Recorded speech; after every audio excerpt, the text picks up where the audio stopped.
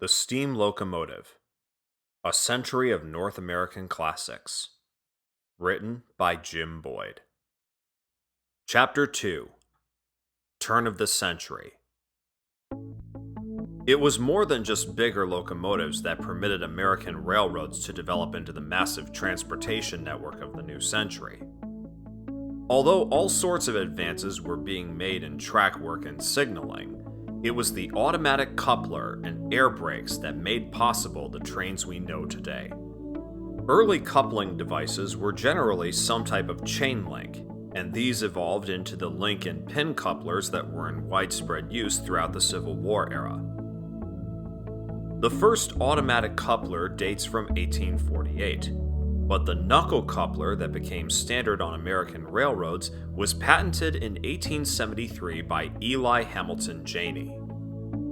In one simple and rugged mechanism, the Janey coupler could handle both pulling and pushing loads, and was operated safely from alongside the car by a long lever.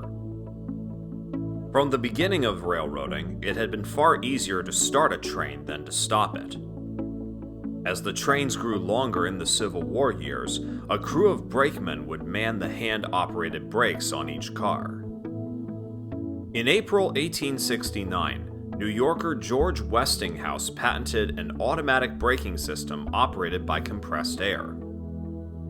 In 1873, he improved the design so that any brake in the train line would cause the brakes to automatically apply. This brake became standard on American railroads, and along with the automatic coupler, it made possible the heavy trains of the 20th century. In the 1890s, America was impressed with speed. Big railroads competed intensely for lucrative passenger business, like Giant's Pennsylvania Railroad and New York Central, with their rival multiple-track main lines between New York and Chicago.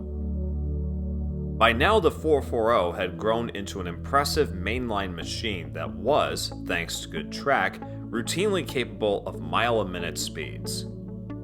On May 10, 1893, a tall-drivered 440 numbered 999, heading for the Columbian Exposition World's Fair in Chicago, rolled New York Central and Hudson River's Empire State Express to the speed of 112.5 miles per hour near Buffalo, New York. It was the first time any machine had hit the magic 100-mile-per-hour mark, and was the fastest man had ever traveled and lived to tell about it. While the 999 made speed news en route to display at the 1893 World's Fair, a much more significant locomotive was already on display there. Baldwin's Passenger 242, which introduced the idea of the trailing truck to permit a larger firebox than was possible with the 440. Over the next 5 years, this idea resulted in the creation of the 442, 462, and 282 type locomotives that would become the workhorses of the next 30 years. In 1896, Baldwin built the first 442 Atlantic type for the Atlantic City Railroad, and in 1901, the Pennsylvania Railroad introduced its big Class E2 442 for fast passenger service. With tall 80-inch drivers and a pair of trailing wheels mounted in the frame beneath the firebox, these engines were designed for speed and power, and by 1914, over 500 had been built. In 1902, PRR's Juniata shops in Altoona, Pennsylvania turned out E2 7002, which on June 12, 1905, turned in the fastest speed run ever claimed for a steam locomotive. 127.1 miles per hour across Ohio on train number 29, the Pennsylvania Special. Although the proof of this record run is so unscientific that the official world steam speed record was later recognized as the carefully documented 126 mile per hour performance of the London and Northeastern streamlined 462 Mallard in England in 1938, that didn't stop the Pennsylvania Railroad from publicizing the 7002's record as authentic in 1905. The Central's 999 starred at another celebration in Chicago, the 1948-49 Chicago Railroad Fair, where it was displayed as the first to exceed 100 miles per hour. Not to be outdone, rival Pennsylvania Railroad went to get its own even faster 7002, only to discover that it had scrapped the engine without ceremony in 1934. However, PRR found sister engine 8063, which had also been built at Juniata in 1902 and overhauled for a display in 1940, only to be set aside at the onset of World War II.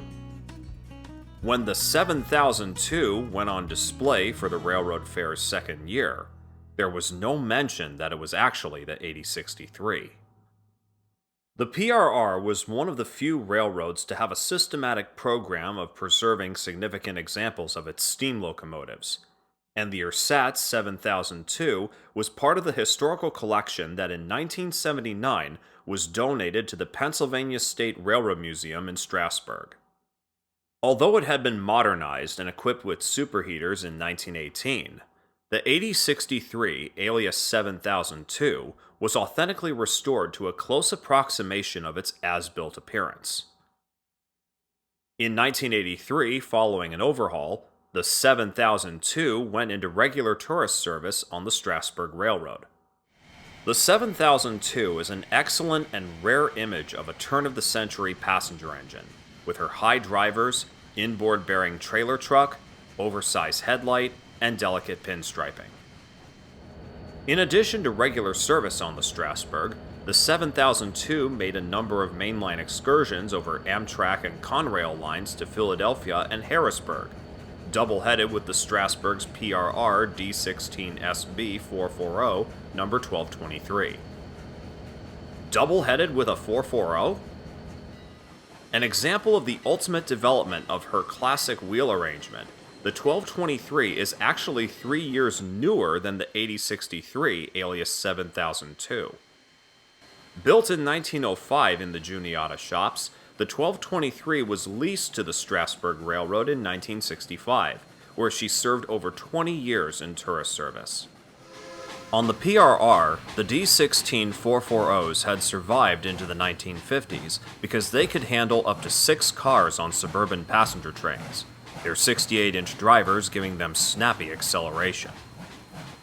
Even on the Pennsylvania Railroad, the American was still a useful engine type more than 100 years after its creation.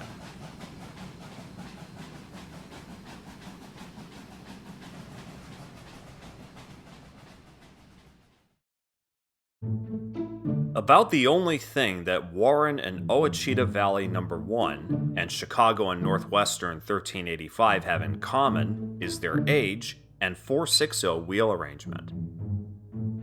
The No. 1 sits delicately on the rails, her high headlight a relic of the turn of the century. The 1385 is a massive hulk of a modern locomotive, bulky and businesslike.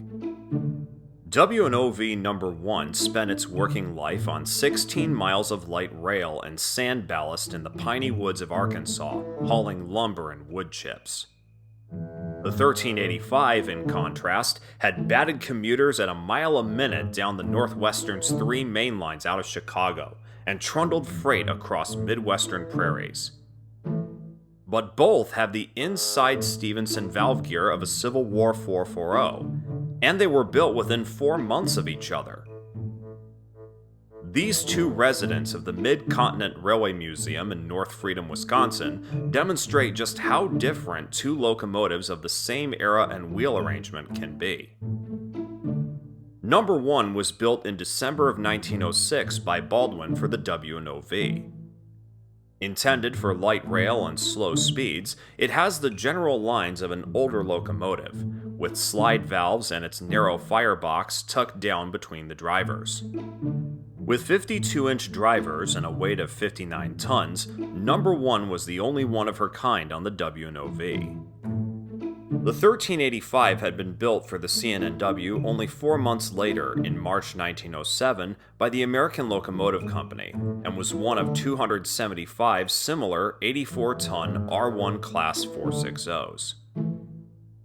The 1385 was obviously intended for mainline work in both freight and passenger service, and her design incorporated piston valves and a wide firebox lifted completely above the drivers. The R1s proved to be so useful and versatile that they were among some of the last steam locomotives kept running by the CNNW.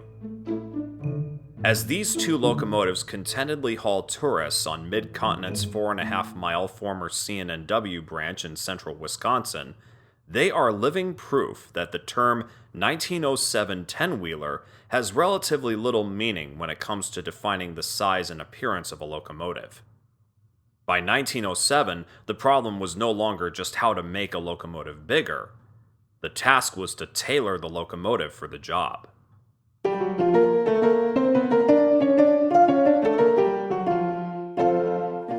While world speed records captured the country's imagination and made newspaper headlines, it was quite likely that the pulpwood from which that newsprint was made, and the final rolls of paper for the daily editions, were carried from forest to mill to printing plant behind a 280 freight engine.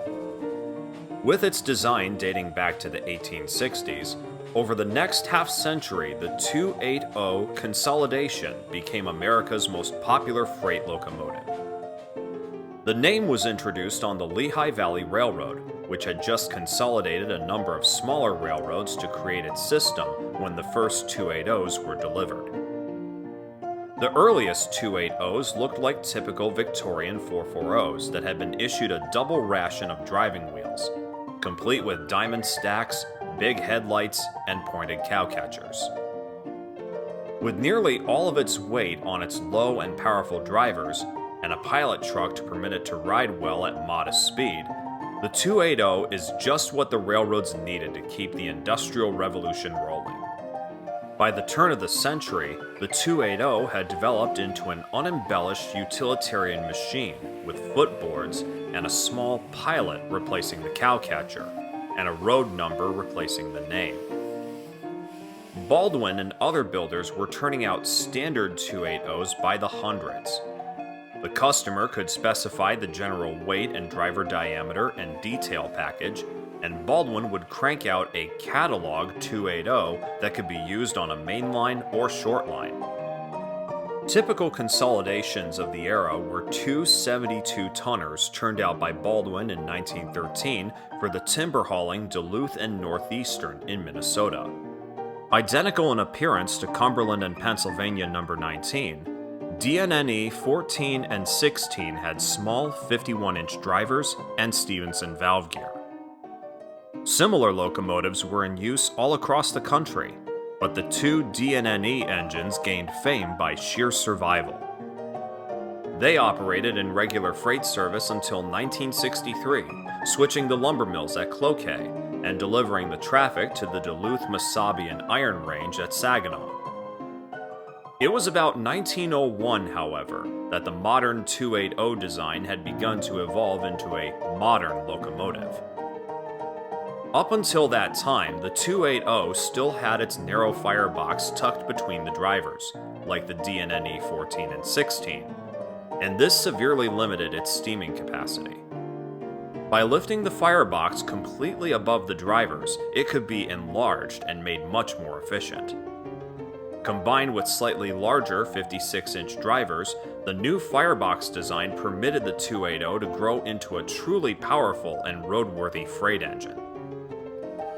Excellent examples of these big firebox 280s were DNNE's two other road engines, numbers 27 and 28, that had been built in 1906 and 1907 for the Duluth, Mesabi, and Northern. The Husky 93-ton locomotives that had begun their service lives hauling Mesabi iron ore were sold to the DNNE in 1955. The pair went through some changes in their working life. As built, they operated on 190 pounds of saturated steam. About 1910, a boiler appliance came into general use that was a major technological advance: the superheater. Both of the DM&N engines had received superheaters in the 1920s and survived into the 1960s as useful, modern locomotives. Ironically, the modern-looking 27 and 28 were actually the older of the DNNE 280s, as the little saturated 14 and 16 were 7 years newer. All the DNNE engines were retired in 1964, and at least 2 of them have run in preservation. The 16 and 27 are displayed in their hometown of Cloquet, Minnesota. The 14 wound up at the Fillmore and Western Railroad in California, where she operated for several years until the line's ownership changed hands. The engine still resides in Fillmore but is currently in storage. And finally, number 28 was returned to steam in 2017 by the North Shore Scenic Railroad in Duluth, Minnesota. While 280s were being built by the thousands during the first decade of the 20th century, the first 282 had been created by Baldwin in 1897 for an export to Japan, whose emperor was known as the Mikado. By moving the firebox completely behind the drivers, Baldwin had created a locomotive with a much wider and longer firebox than had been possible even on the big 280s. And a bigger firebox would permit a larger and more efficient boiler. In October 1911, the Southern Railway bought its first 282 from the Baldwin Locomotive Works. The 136-ton 4501 was a big locomotive for her day. Her 63-inch drivers gave her good speed, and she was built with superheaters, piston valves, and Walshart's valve gear. The 4501 and her 24 sisters had long careers on the Southern, and were supplemented by even bigger 282s. The 4501 became a survivor when she was sold in October 1948 for $8,225 to the 10-mile Kentucky and Tennessee at Stearns, Kentucky, where it was the biggest locomotive ever to run on the short line. For the next 16 years, number 12 would haul endless loads of coal uphill from the mine at Oz to the Southern Interchange at Stearns. 3 diesel switchers rendered number 12 surplus in 1964, and Southern's first Mikado was then purchased for $5,000 by Paul H. Merriman, an electronics engineer for DuPont and a man with a love of Southern Railway steam. Mr. Merriman prevailed upon the hard-nosed Southern to let him move the 4501 home to Chattanooga under steam. For the next 2 years, she underwent a total overhaul at the Tennessee Valley Railroad Museum and emerged in the Virginia green and gold that Merriman had remembered on Southern passenger locomotives from his college days. The 4501 had succumbed to the "I wanna be a PS4" syndrome.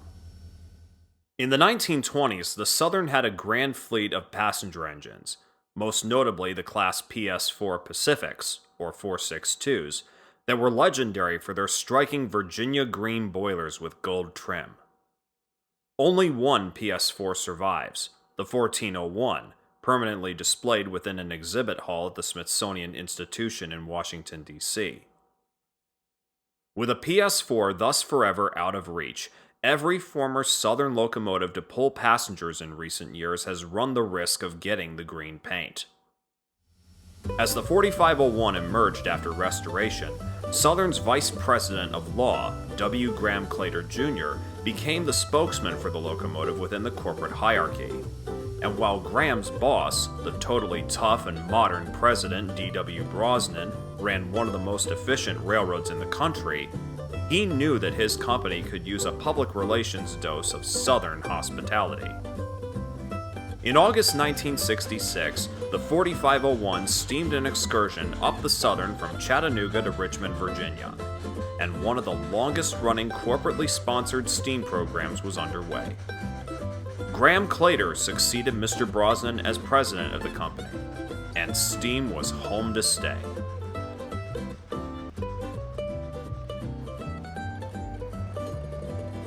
Sharing the Southern Railway steam program in the 1970s with Mikado 4501 was a trim little 462 dressed up as Savannah and Atlanta 750.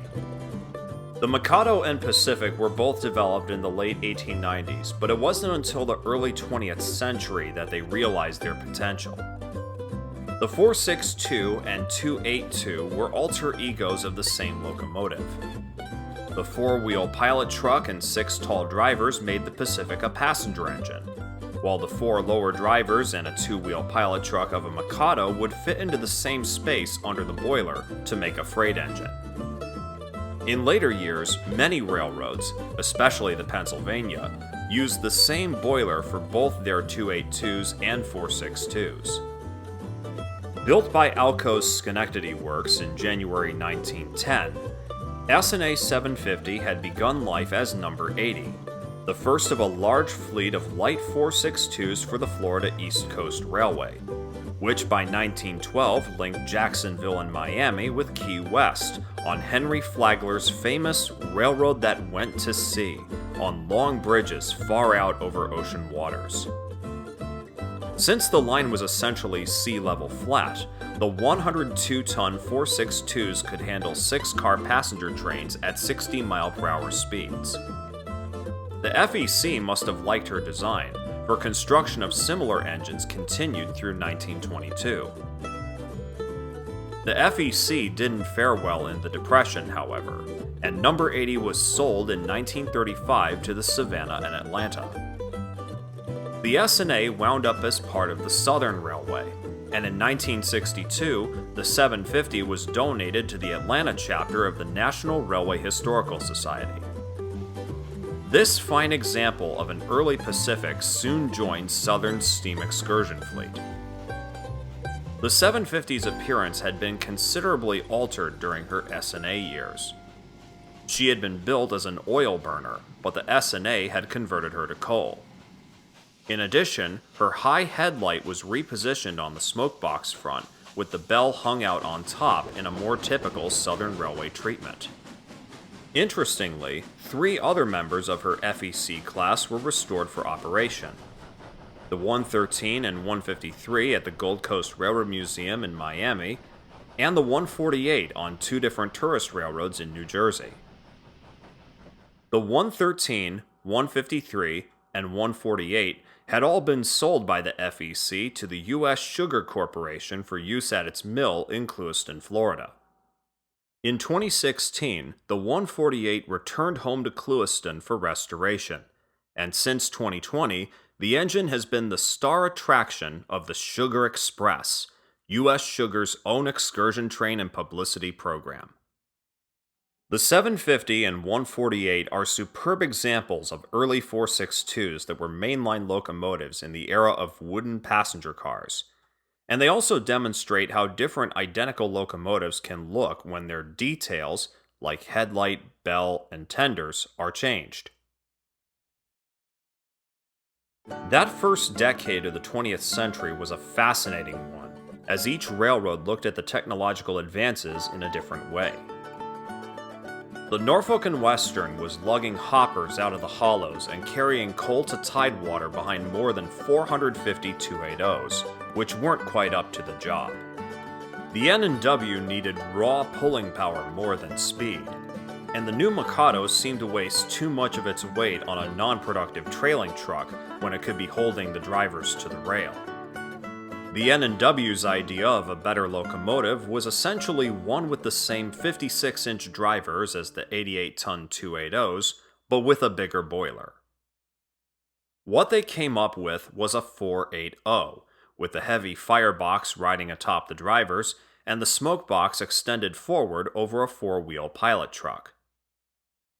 The 480 12-wheeler, also called a Mastadon, dated back to the 1860s, but was not a particularly common configuration. In 1906 and 1907, the N&W took delivery of 125 Class M 480s, and the 100-ton Mallets were immediately the biggest and heaviest locomotives on the railroad. They were an odd mix of old and new, having traditional inside valve gear but improved piston valves. The superheater was still a few years in the future, and the M's were all built as saturated steam engines. The 480s were unusual in that they were deckless locomotives. To effectively distribute the boiler's weight on the drivers, the firebox was moved completely to the rear of the frame, and the cab was mounted atop the firebox rather than behind it. The engineer operated the locomotive from a narrow compartment beside the firebox, sitting on a drop-down seat. The fire door stuck out the back of the cab, and the fireman stood on the front of the tender to shovel the coal, an arrangement similar to camelback locomotives with their double cabs. The N&W was happy with the new 480s, and over the next few years continued to build bigger and more powerful versions of the wheel arrangement. Their reign on the main line was short-lived, however, when the first 2662 compound articulateds arrived in 1912, and were augmented by huge 2882s in 1918. The 480s soon found themselves relegated to branch lines, locals, and yard jobs.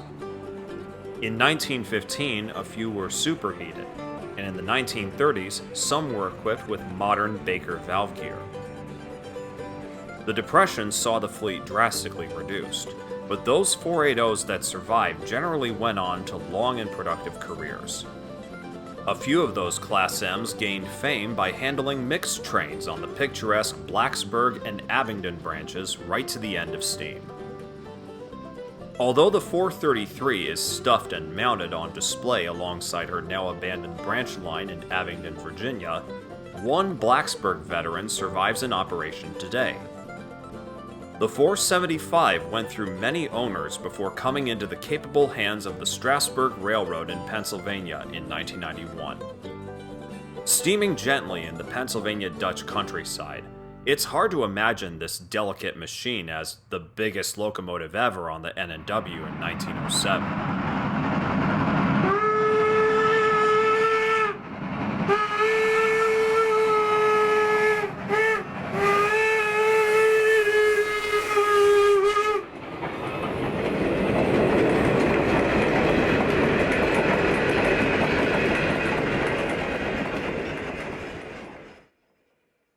There were some locomotives developed around 1900 for which few examples remain today. These missing links seldom survived the Great Depression of the 1930s because by that time they had either become obsolete, worn out, or modernized. Among these were early compounds. In an effort to gain greater efficiency from a saturated steam locomotive, the concept of compound cylinders was introduced in the 1880s. It was known that steam still possessed considerable heat energy, even after being exhausted from a cylinder, and capturing this steam and reusing it in another cylinder would make the locomotive more efficient. This compound use of steam saw many variations, but only one, the compound articulated, was successful enough to warrant continued use and development. The basic idea of a compound was to use the steam direct from the boiler in a relatively small high-pressure cylinder, and then route its exhaust steam into a much larger low-pressure cylinder. By making the low-pressure cylinder about 2.5 times larger in diameter than the high-pressure cylinder, both would exert nearly identical thrust on the driving rods, and since the fuel created the steam only once, this double use increased the locomotive's power and efficiency without increasing fuel cost. Most compounds were mechanically complex and ultimately were rendered obsolete by the use of superheaters. By the 1930s, most early compounds had been rebuilt with superheaters and conventional cylinders. The one area where compounding was an unquestioned success, however, was on articulated locomotives. By 1900, it was becoming obvious that more than 10 drivers, or 5 axles, would be difficult in navigating curves, and this limited the growth potential of the locomotive. In 1888, a Swiss designer named Anatole Mallet had produced a locomotive with a hinge in its underframe and 2 sets of cylinders and drivers. In 1903, Alco built the first Mallet in North America for the Baltimore and Ohio. An 0660 Old Maud had her high-pressure cylinders on the rear set of 6 drivers and the big low-pressure cylinders on the front set. The boiler was attached to the rear frame, while the front frame was hinged forward from the rear set of drivers and was able to swing side to side at the front. The weight of the boiler was transferred to the front frame by a sliding bracket beneath the smoke box. This entire front frame, known as the lead engine, had a centering device to aid in keeping the locomotive stable. Most early articulateds were low-drivered machines intended for great power at low speed. The terms compound and articulated actually mean two different things. Compound describes the second cylinders to reuse the steam, while articulated refers to the hinged frame. There were many compound locomotives that were not articulated, and later many articulateds that were not compound. In American terminology, only a compound articulated is referred to as a mallet, with mallee, like valley, being the most common pronunciation. With the creation of a compound 2662 for the Great Northern in 1906, the mallet had become an accepted concept for a mainline locomotive. In fact, the very last new steam locomotive built by Baldwin for a U.S. customer was Chesapeake and Ohio 1309, a compound 2662 delivered in September 1949. It is today at the Western Maryland Scenic Railroad. By the end of the first decade of the 20th century, the American steam locomotive had come of age. With good steel and manufacturing technology and a rapidly expanding understanding of the physics of steam and potential of locomotive design, the next advances would be simply in size and efficiency. But those advances would be awesome.